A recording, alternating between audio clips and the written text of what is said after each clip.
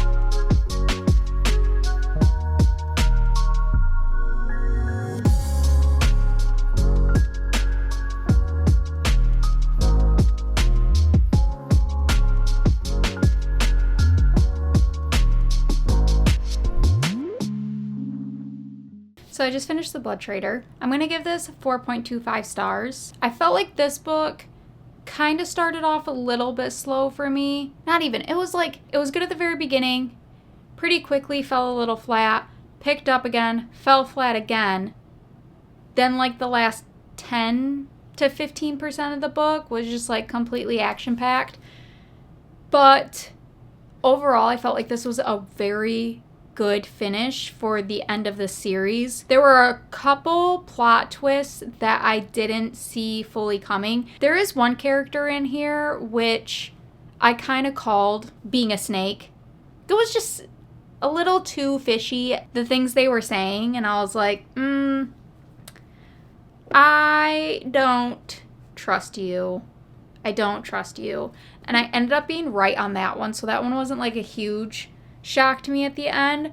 But there was one other character where I just was not expecting their outcome at all. And there was something that happened in the end of this that had me sobbing, not fully sobbing, that had me crying. And I was like, no, you're not going to do this to me. You're not going to do this to me. Yeah.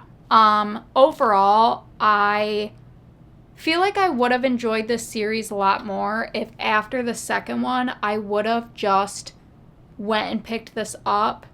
When I first picked this up, I just forgot a lot of what had happened because it had been so long since I read the second book. And that really just stems from, I just didn't really care for the second book. I felt like it fell so flat for me. It kind of made me not even want to carry on with the series, but then I had heard everybody saying that this one was their favorite one in the series, so I was like, I can't just not pick it up. I need to see what happens with everything, and I'm glad that I did end up picking this up, because this was also my favorite in the series.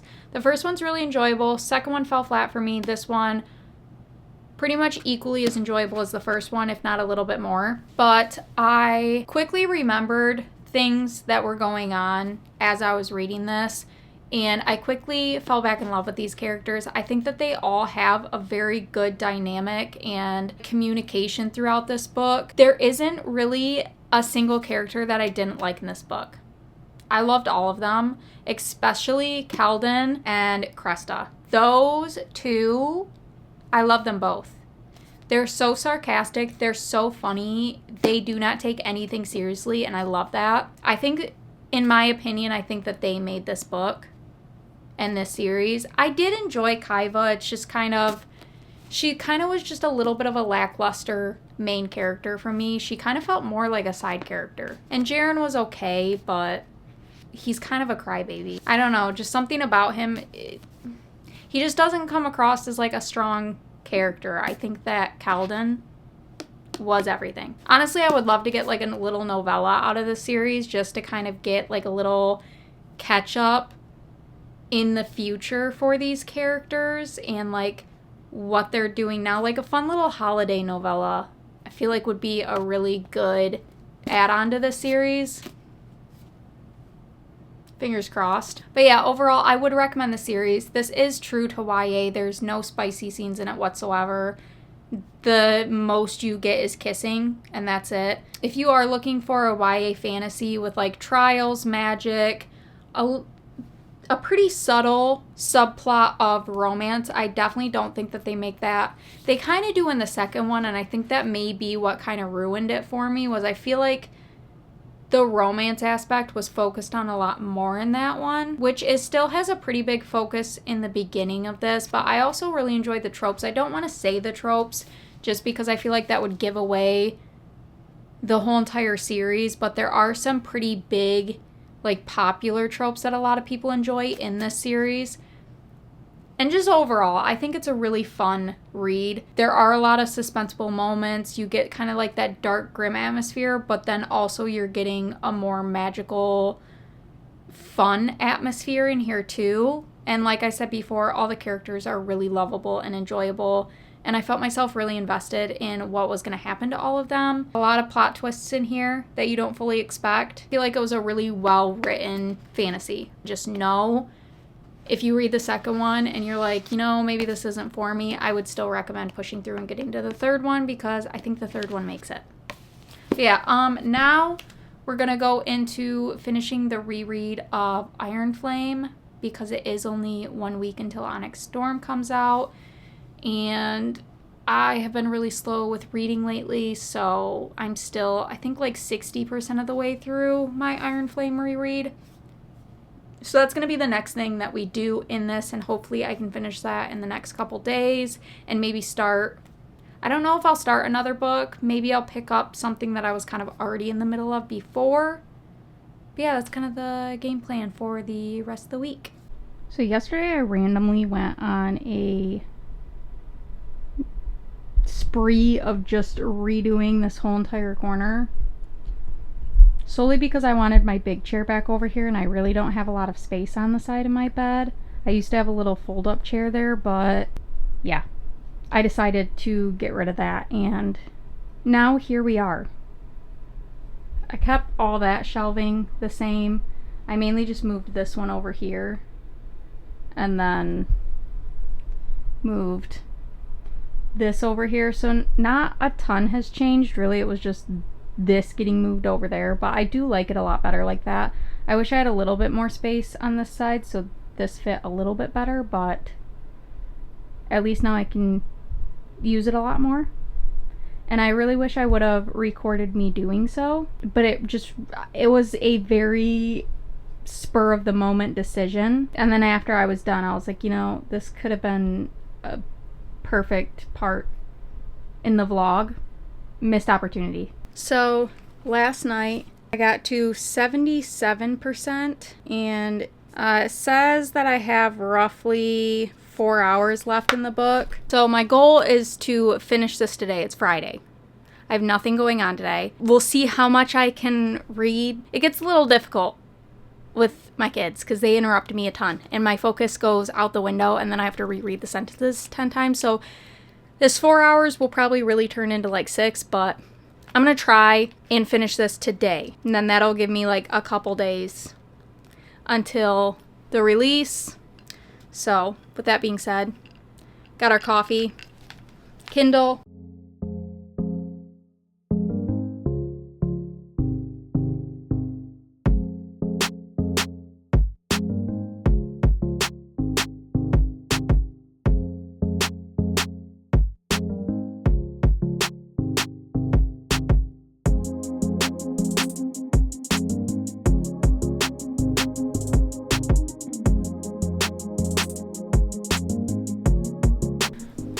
Forgot how much of a badass Andarna was. I completely forgot this happened when they're in the cave and a certain someone shows up.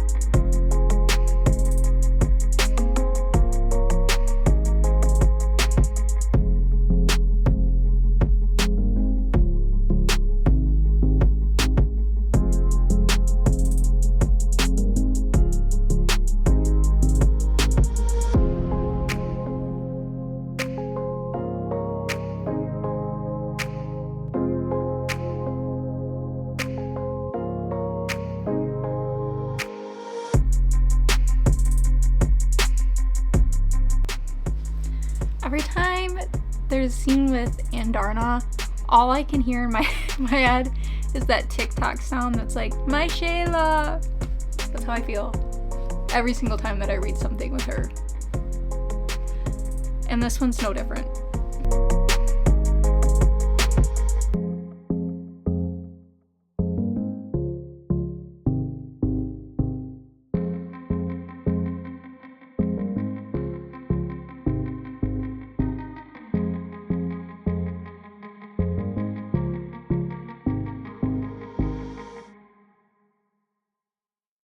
Okay, so I just finished, and let me tell you, the reread is not any easier than the initial read. That ending literally had me sobbing multiple times. It doesn't get easier. It wasn't any better. It wasn't any less rip my heart out and stomp on it. Yeah.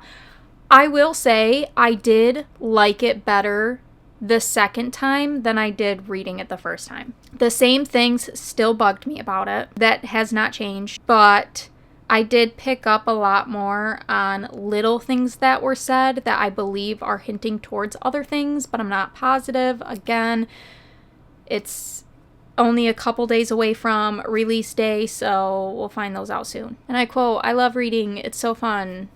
This book is not kind at all. And if I cry as much in the next one as I did with this one, please don't. I just need the next one, man. I just need the next one. Please and thank you. I have so many questions and theories that I need answered. Will you be picking up Onyx Storm on the day it's released? My copy says it's not going to be here until the 23rd. But usually when it says that, it ends up being a couple days even after that. So I know that my impatient butt will inevitably get Onyx Storm on my Kindle. I'm hoping that it'll be released onto Kindle Unlimited, but I have a feeling it won't be because Fourth Wing and Iron Flame are now on Kindle Unlimited, but I have a feeling it's going to be released and not be on Kindle Unlimited until like months down the road. So I know that I'm so impatient that I won't wait and I will buy it on my Kindle. I'm weak-minded, what can I say? That is all that I have for you.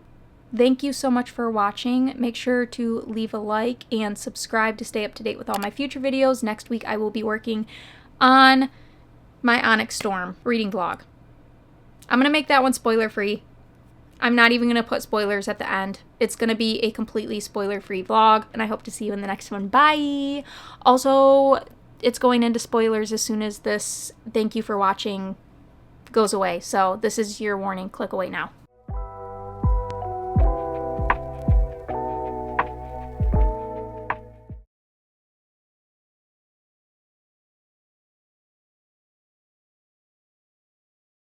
There are so many things in here that I just did not catch on like my first read, and honestly that I'm still shocked at on my first read. I don't know, they just never stuck with me, but I love the this may just be like the drama aspect of me, but I absolutely love the drama between Kat, Xaden, and Violet. I just read the part where they're like in morning formation in Aredia, and Rhiannon that asks what Kat did that morning, and Violet's talking about how she showed up to her room and knocked on it, and when she opened it, Kat was like irritated that she opened the door, and I think it was Rydick was like, why would she be annoyed? Why was she knocking on your door? Why would she be annoyed? And then he's like, oh, you're staying in Xaden's room. I forgot.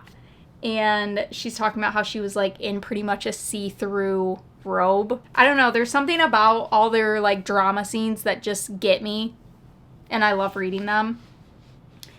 And then also, I don't know. I've been seeing so many different like theory videos, I guess, on like Brennan or Bodhi being like the people who they're kind of theorizing as being one of the ones to betray Xaden and Violet. And so everything that they do, I find myself like really reading into a ton. And I don't know. I'm curious as to like Brennan's whole thing because I don't know. It's just something about their dynamic just doesn't fully make sense. Like Brennan really seems like he wants to be the one running the whole entire rebellion, but then Xaden's just kind of there, like always reminding them that it's his house that he's letting them use. I don't know. The dynamic just doesn't really flow between them very well to me, so I can kind of see that going sour.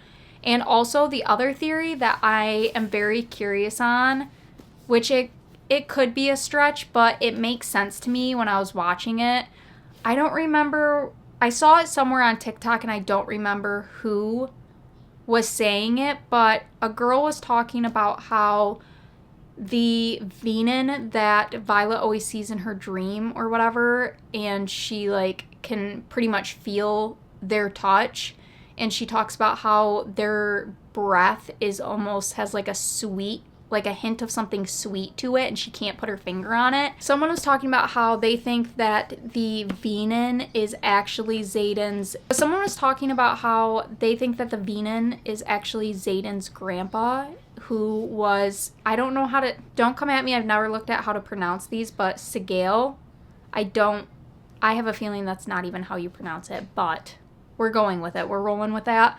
It was her previous rider, which, you know, if you know, they're not supposed to bond. Like, dragons aren't supposed to bond with people in the same family line just because it can drive the rider mad. I think that was the end, like the outcome to it on why they're not supposed to is it can drive the next rider mad. But they were talking about how they think that it was actually the previous one, and that's why when Xaden becomes Venin at the end, that it has that much more of an effect on Sigale because it's history repeating itself basically because he also became Venin.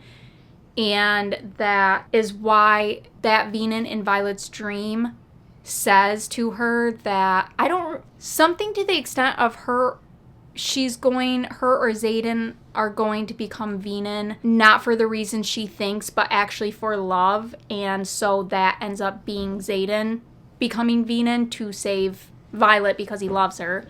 And so that was like that thing. But then also, I saw another video, which I think this is the one. The Xaden's grandpa kind of makes sense to an extent. But this is the part, this is like the other theory that kind of feels like a stretch, but who knows, is that Venin in her dream is actually Xaden in the future. And that kind of has to do with Violet's signet, as she can like see into the future or something similar to that.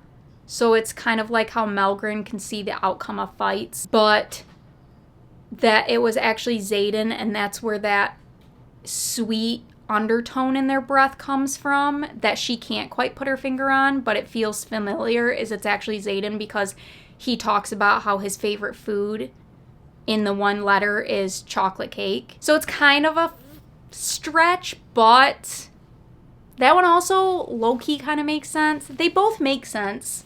And most of the theories that I've seen, I'm like, that makes a lot of sense. Also, there was another one that I saw that was like Venins actually infiltrated Basgaith, or however you say it, through the scribes. There's just so many theories that I've seen that have me on the edge of my seat and really reading into like every line that's in here. And I just need Onyx Storm to come out. I need to see what's going to happen, and I need to finish this reread. I will lose it if anything happens to Taryn or Andarna. I will lose it, and I think that may make it enough to where I might rage quit reading this series because I love them both so much. Taryn's grumpy sarcasm is probably my favorite aspect in this book, and Andarna is just my baby. I need her to be okay through everything, and I will hysterically sob and feel like I will no longer want to read this story if something happens to her, and I don't care if that sounds dramatic. That's how dramatic I am. I don't like that she said that she's not above killing off main characters because I'm petrified for where this series is going to go, and I don't know if I want it. I don't know if I want to put myself through that. Why would I torture myself like that? I don't know, but I'm going to. So whatever that southern area where the Griffin riders are, they go to that. And that's where she like fights the Venin in the field that is hidden in that box, which I'm curious as to like how much of a significance that box is going to have in the next thing, because it talks about how that's how they can like preserve Venin in there, because it like suspends the objects within it, so then the Venin are not able to draw their power because they're not touching anything. I'm curious if that was brought into this because it's going to get used on Xaden to keep him from further corrupting himself. I'm very curious. I feel like there has to be something a lot more significant behind that. It could just be simply that they're going to try and utilize that mechanic for fighting the Venin, but I could also see that being something that is used on Xaden to keep him as close to his humanity as possible. Things are picking up again, and like I said before, I think I am pretty close to the throne scene. If you know, you know.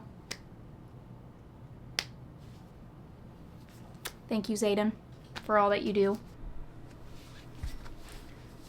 I remember this part, I'm like at 82% of the book. I remember this part being one of the ones that like kind of had me extremely irritated the first time I read this, of just like Xaden and Violet having the same argument still when we're 82% of the way through the book. It drives me insane, to say the least. I think that is my biggest gripe about this book, is just the fact that they have the same argument probably 50 times, just slightly worded differently. I am praying in Onyx Storm we do not have the same repeat of them arguing about truths. For the love of God, please don't put me through that again. I already knew what was going to be said in this scene, and it still has me tearing up. Less than a minute. That's how long it took for you to fall out of love with me. Also, I'm kind of curious as to like why she goes into so much detail about how it's not necessarily him being able to read people's thoughts, but that he can see, it says, think of that breath of a second before the actual thought, the subconscious motivation you might not be aware of in your mind, or when instinct drives you to move or you're looking to betray someone. The intention is always there. Mostly they come across as pictures, but some people intend in really clear pictures. But then it also says, and yet you know everyone's secrets, everyone's intentions. I don't know, maybe it's just my brain not registering that right, but to me it doesn't fully make sense. It's probably just my brain not grasping this, but okay, so during this fight, throughout this whole entire book, Violet struggles with control over her strikes. I'm curious if she'll have like a form of control for her second signet, because she just emphasizes like every time that she misses a strike, she always talks about control. She needs complete control. And she always needs all the information. There's like a couple different signets that I can think of that could correlate to needing control. I'm just curious as to like what it's going to be, because there's so many different hints as to what it could be. Like the control and Darna being able to blend in with things and hide easily. There's just so many different hints as to like what her next signet could be. And I need to know. Hello? I completely forgot that when the Dark Wielder is like holding Violet up with his powers, I completely forgot that Andarna comes out of fucking nowhere and just breathes fire and rips his head off his body. I forgot that she becomes a complete badass at the end of this. At the 98% mark, when Andarna is talking to Violet, I need to know what she means by all of this. Like, she says that she waited 650 years to hatch. Waited until your 18th summer when I heard our elders talk of the weakling daughter of their general. The girl forecasted to become the head of the scribes, and I knew. You would have the mind of a scribe and the heart of a rider. You would be mine. You are as unique as I am. We want the same things. And then Violet says, you couldn't have known I would be a rider. And she says, and yet here we are. How does she know? I just need the next book because I need to know more about Andarna. I need to.